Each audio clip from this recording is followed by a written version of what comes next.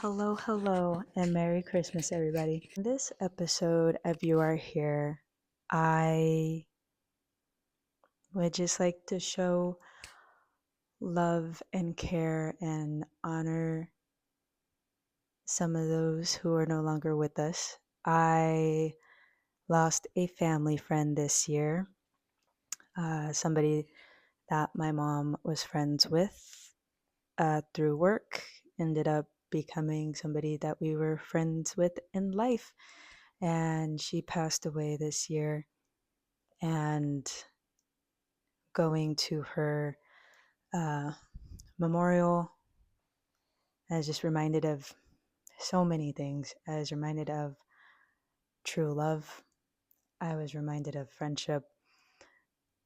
I was reminded of how, the little things that we love so deeply, we tend to share with others that are close to us, or the joy that we want to spread to others. So, like, I often do that with film and television. And I was reminded that this was a big part of our friend's life. Our friend's name was Terry. And Terry also loved film. And I had gone up on stage with some of my mom's other coworkers to say a few words about Terry. And I shared how, you know, we watched August Rush together, and uh, Robin Hood Men in Tights, and just so many other things. And how Terry, when I was very little, at one of her Christmas parties, gave me like my first DVD, which was a Home Alone DVD. And that's one of my favorite Christmas movies. But it was just nice to share that love and care and hear so many stories about Terry sharing movies with other people and how much she loved Christmas.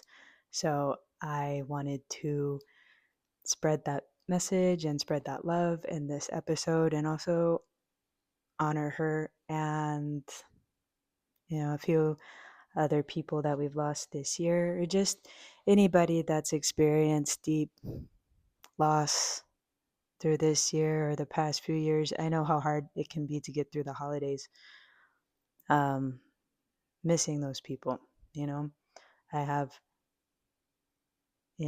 people in my life that are no longer here, or people that are still here, but I don't, get to talk to. And hitting this time of year makes me pretty, you know, sad and longing to be able to, you know, share Christmas traditions and love and hugs and stuff. So I guess I'm creating this Christmas episode as a dedication to, like I said, love, and hoping that anybody else going through losses feels that love and feels a big, warm, virtual hug from me. And or an energy hug is what I like to call it, actually. So I hope you feel a big energy hug from me on this episode of You Are Here. All right, well, let's get to it.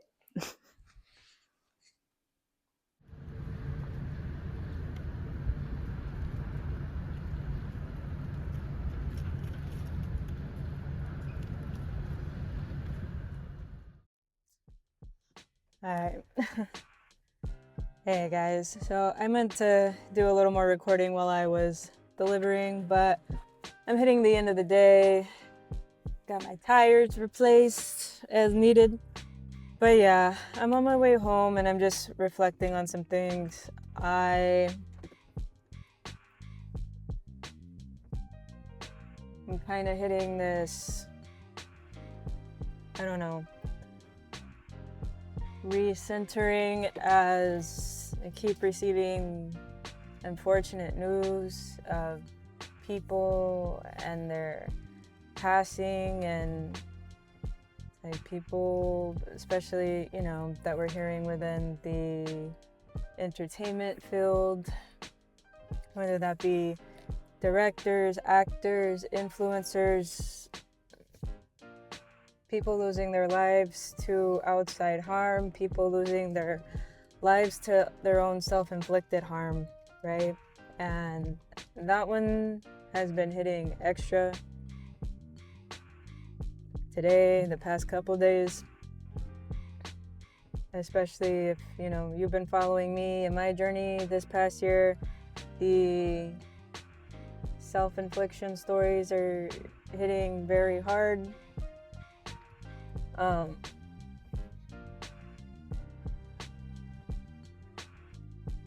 don't know. Especially hitting the holidays. I know how hard the holidays are for so many people. The holidays are hard on me right now. It's a sad time, and I know with everything else going on in the world, it just seems very depleting, and like nothing can get better. But as someone that has made it through the other side, I can tell you, as cheesy or cliche as it may sound, it really does get better. After the self-reflection and looking within and fixing harmful patterns in my life, then it's helped a lot. And I'm not saying that like it's that easy for anybody. Trust me, I barely made it out of the other side of sadness and wanting to take myself out of this world. I barely made it on the other side of it. So I know how hard it is to get to this point.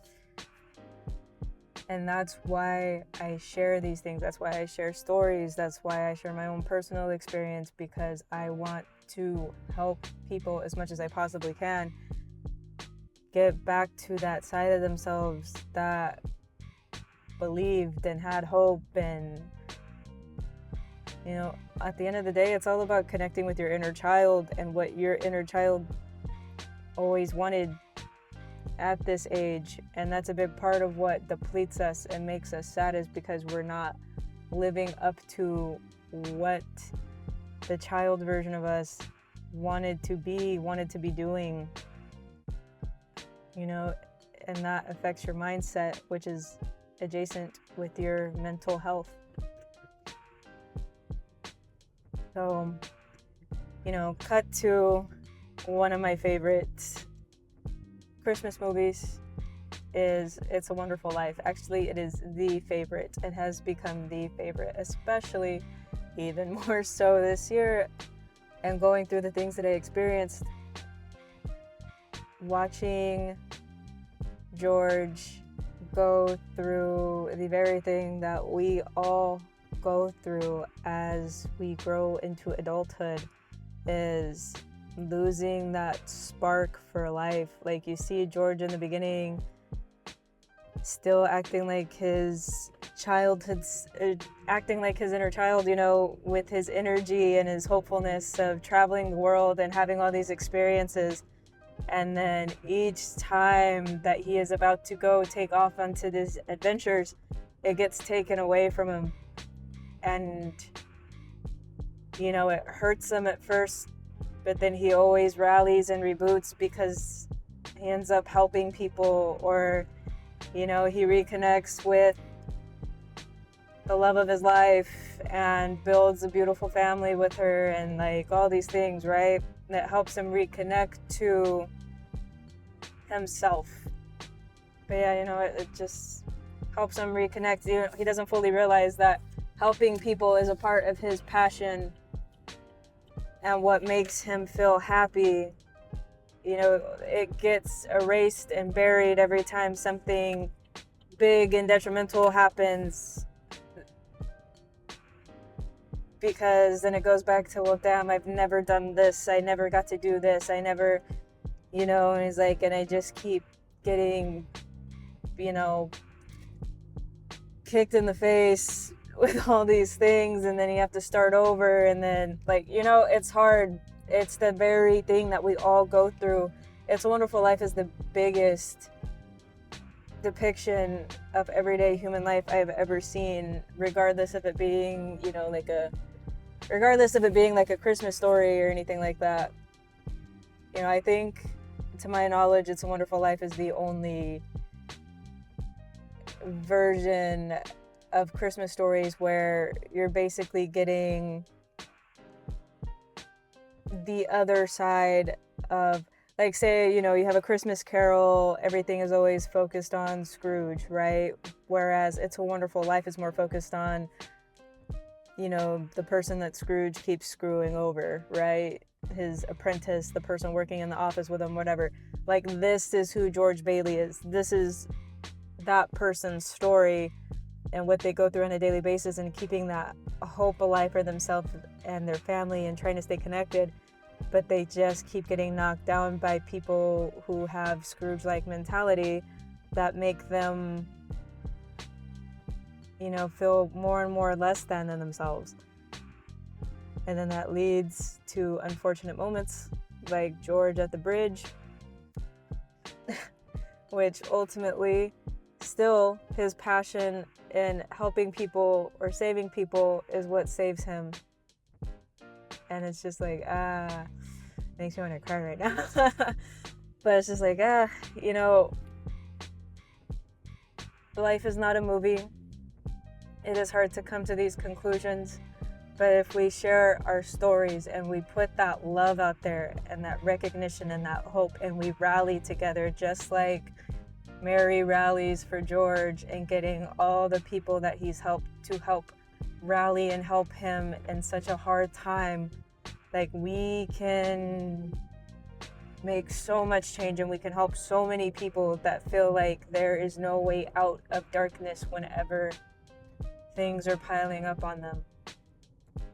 So, yeah, I just wanted to share that, and hopefully that comes across well. I'm a little distracted with the driving, but I just wanted to share that. Scrooge is the biggest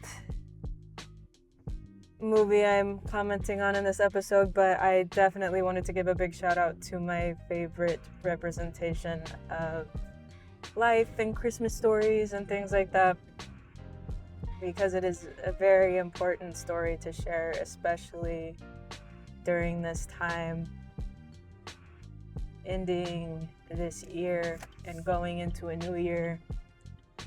It's hard.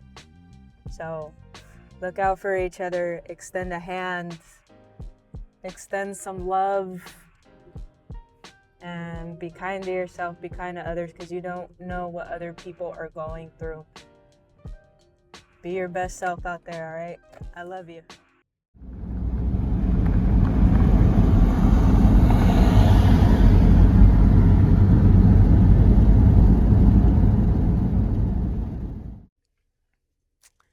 Hi guys. All right. So sorry about that. So yeah, I watched Scrooge, and to be honest with you, I'm like super surprised that I've never watched that before. It was very on brand with things that I like. But yeah, I loved the branch of, like, I love the type of comedy. It's very comedy of that era, and then the whole blend of, the Christmas Carol story. Um, I thought it was very creative that they made Bill Murray a, like, TV exec, for, lack of a better specific term. But I thought that was very fitting for a Scrooge character, because, yeah, it just works. But yeah, you get introduced to him, and he has his assistant who, acts as the one of the main characters in the original Christmas Carol, which would be like Bob Cratchit, who is Scrooge's clerk. So, this character, Bill Murray's character, has an assistant, and, she watches him do all his evil with gritted teeth, and he's rude to her and bosses her around. And he comes up with this crazy Tropic Thunder-esque version of a Christmas Carol that he wants to produce that later we find out that it gave an older woman a heart attack and she passed away because the commercial was so like horrible. And he was like, "Oh, that's great press." Like this is the type of character that we're dealing with. He's a jerk. He's trying to make his secretary work late for dumb reasons. He has no life, aside from being in control of this company. So, we get into him experiencing the ghosts of Christmas past, present, and yet to come. And I believe the first person that he sees is a former boss who, behaved very similarly to him, and he tells him like, "Look, you got to cut that shit out. Like this isn't the way, you know." And he's like, "Yeah, yeah, whatever, blah blah blah," right? So but yeah, I believe after that he gets freaked out by that experience. He sees remnants of that it actually happened, even though at first he's thinking he just had some sort of like drunken fever dream. He calls someone from his past, leaves her a voicemail, is like, "Please, like, get back to me. Like, I'm freaking out. Something's wrong." And she ends up showing up while he's on set of this new Scrooge Christmas Carol presentation that they're going to be showing, I think, on TV. And she walks in, he's creating gross chaos everywhere, but you see that he, for the first time, is inhibiting some softness when he's talking to her. So, we can see that clearly they have a past and that he was a different person in this past, someone more softer, more, kind. Like, it had to be because you can instantly tell that her character is very kind and is kind of looking at him like, "Are you good? Like, what's happened to you? Like, what was going on? Like, why'd you leave me that email or that voicemail?"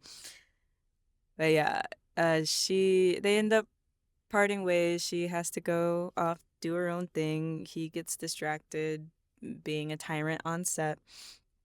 And then we cut to the next ghost that he comes across. It's in a taxi cab. This ghost was my favorite. I now that I'm like that I was watching it, I could see I've seen clips of or screen grabs of this character before.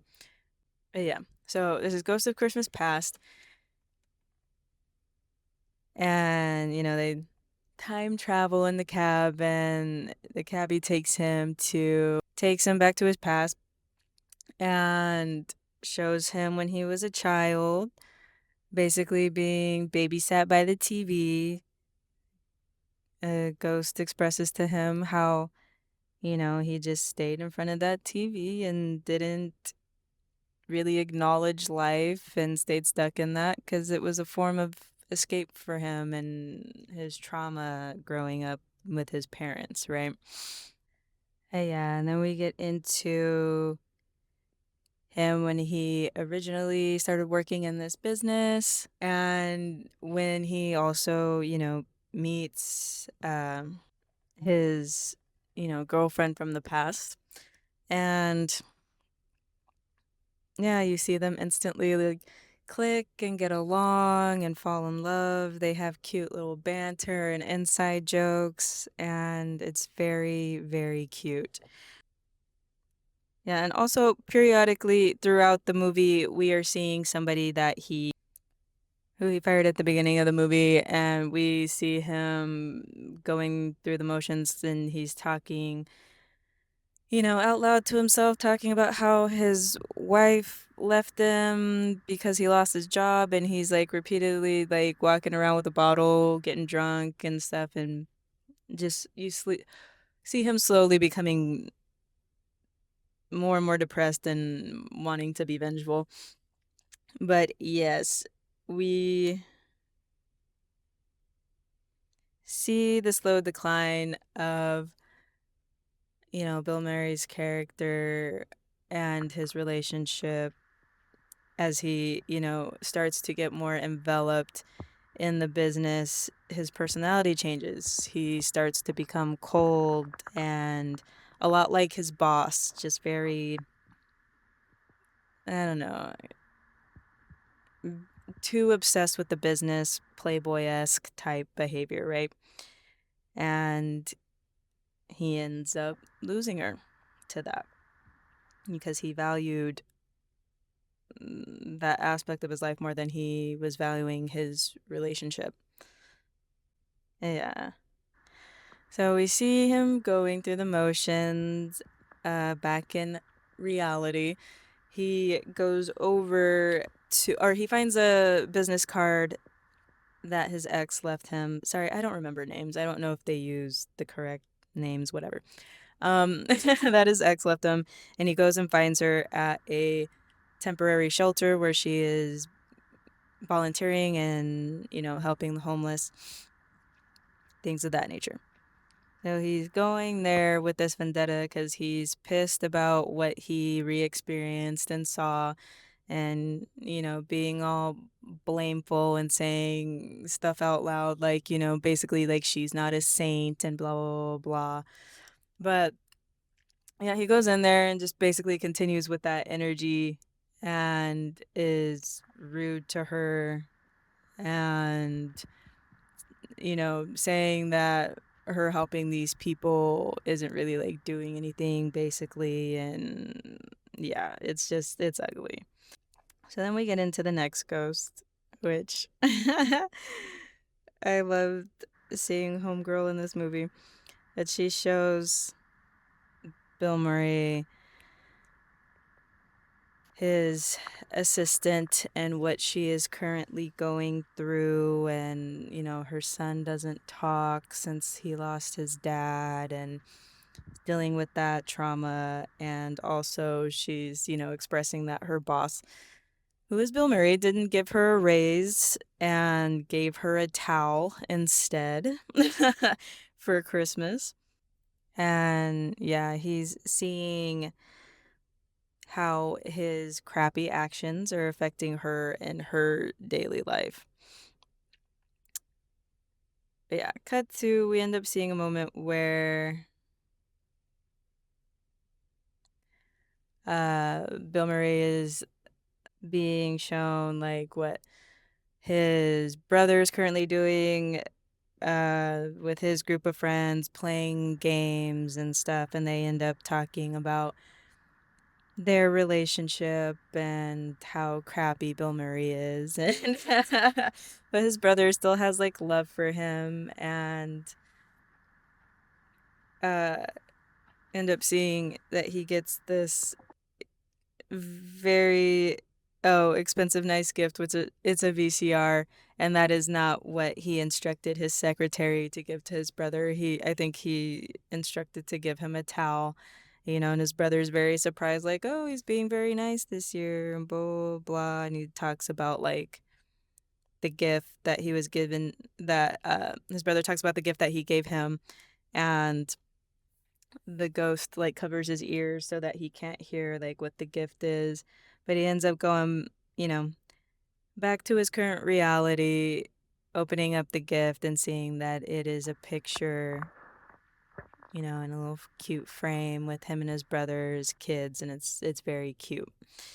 Um yeah, then we get into the ghost of, things that are yet to come, Grim Reaper, blah blah blah, right? And he sees like one of the people from like the homeless shelter frozen out in the cold, and this was somebody that he like blew off and dismissed and was like rude to also.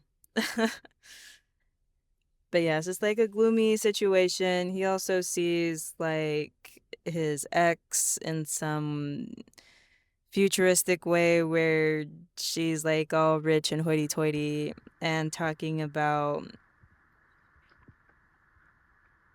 how she wasted like 20 years of her life helping pathetic people and instead of focusing on herself, and that a friend of hers, which she's referring to him, helped her see the light and all that. And that makes him sad seeing her behaving like that because he knows that's not her true nature. And it's definitely not the reason why he fell in love with her, right? So, and we cut to he's back in his office, homie that's been, going through a slow decline throughout the movie, finally busting in with like a shotgun and threatening his life. And yeah, Bill Murray's character turns it around. He's like, look, dude, like, I understand. I caused you harm. Like, let me get you your job back. Do this, do that. It's just this whole thing. It's the moment where he's completely turned around and becoming more appreciative and realizing that he's been an asshole this whole time. And he goes to set as, the production is being filmed live on television and interrupts that process and, is having his breakthrough presented live on TV and telling people, like we're focusing on the wrong things of, what's important, what's not important. Everyone's seeing this. His brother's seeing this on TV and he's happy, he's cheering. And, his secretary is thrilled. Everybody's just like applauding him and it's like, yeah, like pop off. And his ex shows up on set and oh, well, prior to that, she's seeing him on TV also. She hails a cab and the Ghost of Christmas Past picks her up, takes her over there. She shows up. He's happy to see her. She's going forward with this speech at the end, which is very fucking touching. And when I was at Terry's funeral, some of her loved ones played what was her favorite clip or favorite part of the movie. They shared a clip of it, and it was this part where he's saying, everybody needs to have this miracle. It can happen to you if you believe it will happen. And that, it can happen not just on Christmas. This feeling can happen every day if, we're not being greedy and we're helping people and all these things. And like Bill Murray's character is like tearing up and stuff. And it's an oddly serious, beautiful moment in the midst of comedy chaos. And it's very beautiful. And I can see why Terry loved it so much and why, like, as her family shared, why it made her tear up every single time that she watched it. Um, it's a very beautiful moment, and I'm glad that I watched it. It's a great movie. Ends with, Bill Murray's character reuniting with his ex, hugging her, kissing her. You see all the ghosts in the distance cheering him on. But yeah, just throughout the movie, there are so many parts where I could picture Terry laughing or especially quoting things because she was very big on movie quotes, just like me. And I could imagine certain quotes in there being to her liking. Um, but yeah, I thank you guys for sitting through that with me and retelling the movie in honor of Terry. If you haven't seen this movie, you should watch it. It's really good. I don't feel like I've ruined it for you. It's the basis of every Christmas Carol movie. So, but it's just done so differently in a way that I've never seen before, and I really loved it. But yeah, definitely give it a watch and add it to your list. I'll show you heaven's inside.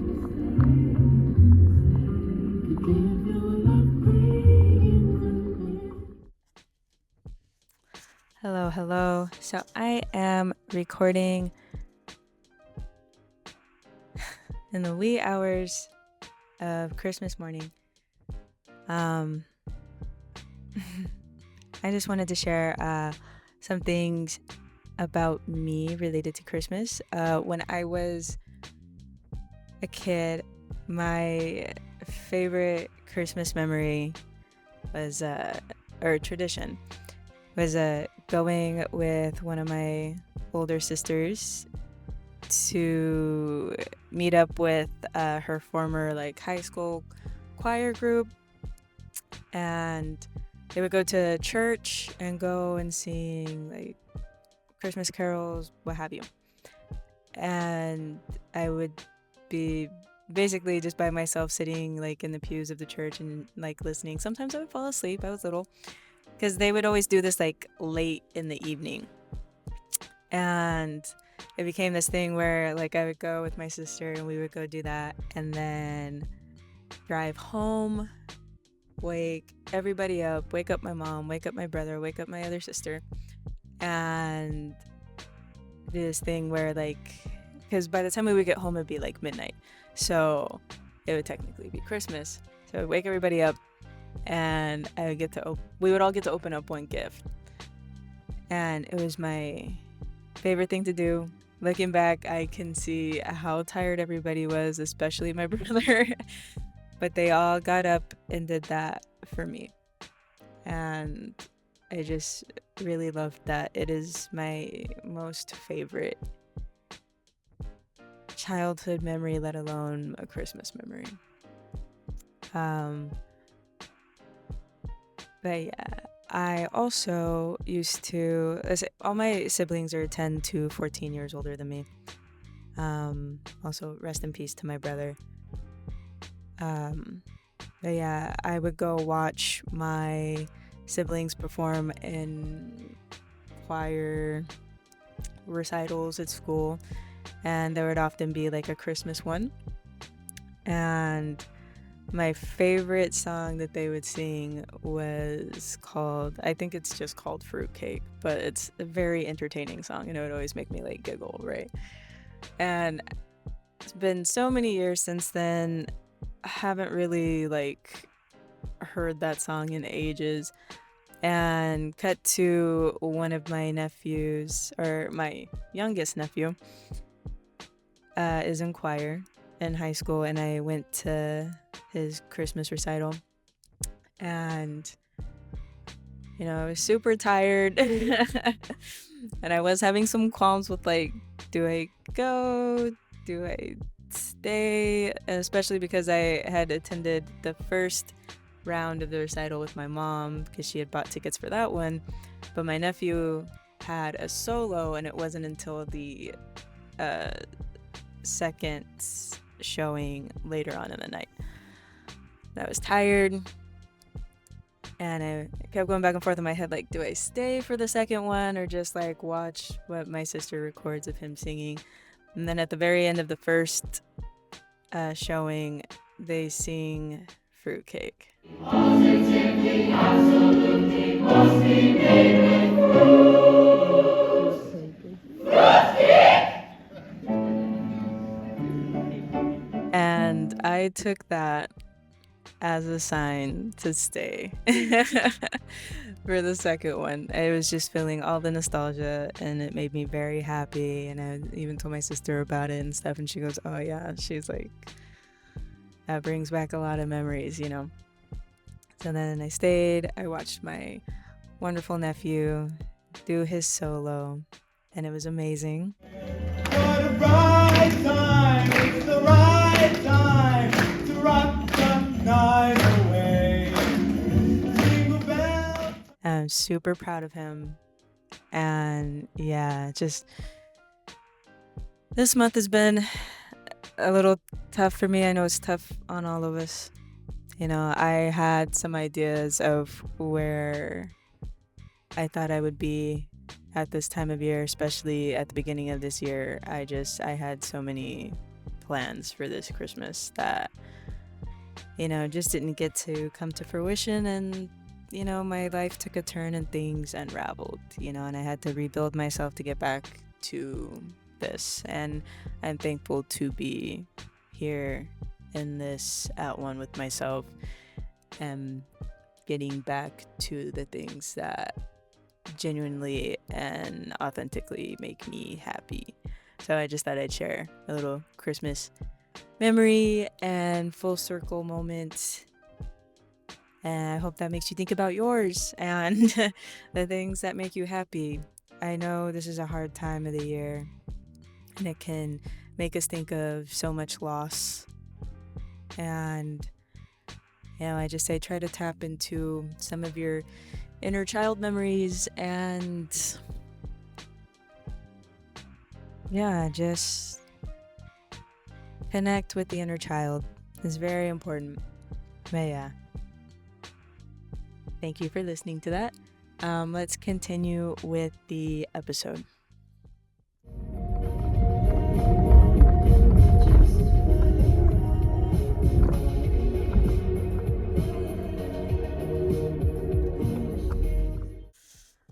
All right, this really wasn't how I was planning on recording this episode. I've been through a lot of up and down this week, but I'm getting it done, and I'm happy about it. But I have another Christmas recommendation, and that is a little cartoon Christmas show, because it's definitely not a movie. It's called The Town That Santa Forgot. I used to watch this all the time during Christmas. I think on like Boomerang or Cartoon Network. I know it's narrated by Dick Van Dyke. But yeah, I have played this cartoon. I thankfully have it on DVD because I don't know how much access there is to it. Purchase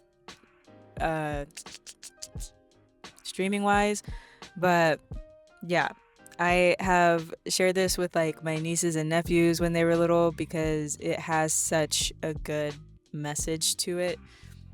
So basically, there's this kid named Jeremy Creek. He's very spoiled and gets all these gifts every year. He has so many gifts that he doesn't even know what to do with. He ends up like throwing them all away and then like rebuilding, right? But one year he doesn't get gifts because like they show Santa and his elves looking at this long ass list that rolls out for days, and they're like, this couldn't possibly be for one kid. Like there's no way a kid would ask for all these things just for themselves. And they look into it and they're like, oh, Jeremy Creek, it's basically it's a orphanage. And yeah, so all the toys he sees on the news end up going to the kids at the orphanage, and at first he's like pissed. As he's like, I have no gifts under my tree, this isn't fair, blah, blah, blah. And then he's like, all those kids got my presents and blah, blah, blah, blah, blah. And then he sees like a kid being interviewed on the TV and she's like, we don't really get toys and stuff, and Santa hasn't like come by here and blah, blah, blah, blah. She's like, but he did this year. And she's like, and I'm really happy. And, and she's like holding, I think like a stuffy or something. And Jeremy actually gets like choked up and touched by that. And then he like has this little moment of shame reflecting on how selfish he's been. And, the whole message of it is that it's better to give than to receive. And like he ends up becoming like Santa's little helper until he becomes like too old, and Santa goes like, whoa, whoa, whoa, you're too old. Like he literally does that. He's like, hey, you can't get in the sled. It's funny, but it's a very good message for kids. And like I remember like playing it for like my nieces and nephews, and afterwards I'd be like, okay, so what do we learn? And they would always get the concept of like it's better to give than to receive, and that presents aren't everything, and yada yada yada. So I love that it clearly presents that message enough for kids to get, because that very much hit me when I was a kid and I watched it, and like it affected me, because I used to be a spoiled little kid that got a lot of gifts. And that just, it really taught me a lesson. But yeah, that was my little Christmas share.